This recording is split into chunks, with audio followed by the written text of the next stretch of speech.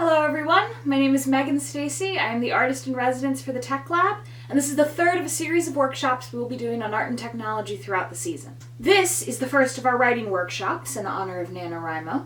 If you would like to participate in any future classes, please reach out to the library. Now, on to the lesson. What is poetry?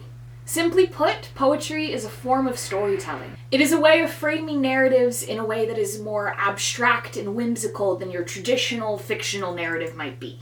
Poetry has got a lot of rules and no rules at all. Writing a good poem is simply listening to the rules that are provided and deciding what you're going to listen to and what you're not. Poetry is all about self-expression and talking about what makes you feel stuff.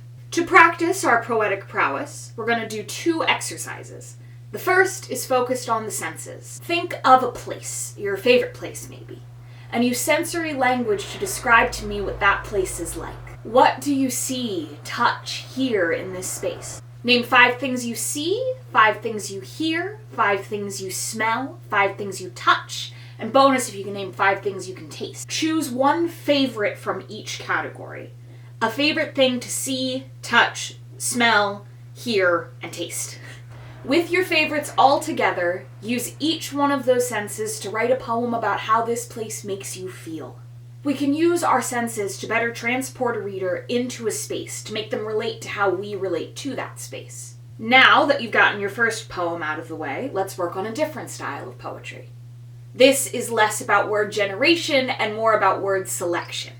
Think of this like blackout poetry or fridge magnet poetry. We're going to do book spine poetry. The premise is simple. We're going to be creating a poem out of the physical objects of the books in our library. By having a limited selection of the words you can use, this leads to an endless amount of creativity. These book spine poems create beautiful haikus or silly dark limericks. Step 1, take a look at all of the books in your library. Step 2, gather the books that are the most intriguing. Whether that is focusing on the shape, the size, the color, or of course the title themselves of the books. Step 3, make a stack of books to create a poem. This can be abstract or silly or whatever you would like. Step 4, photograph it and of course send it to the library. For this process, I have a few tips and tricks. Gather everything you have, every single book you have, and work backwards, removing things as opposed to going and finding them. This is an act of curation, so you're taking as much as you can and curating down to make your poem. Write out the titles that excite you on a separate piece of paper, and then stack the physical books. Pay attention to the shape, size, and color of the books themselves.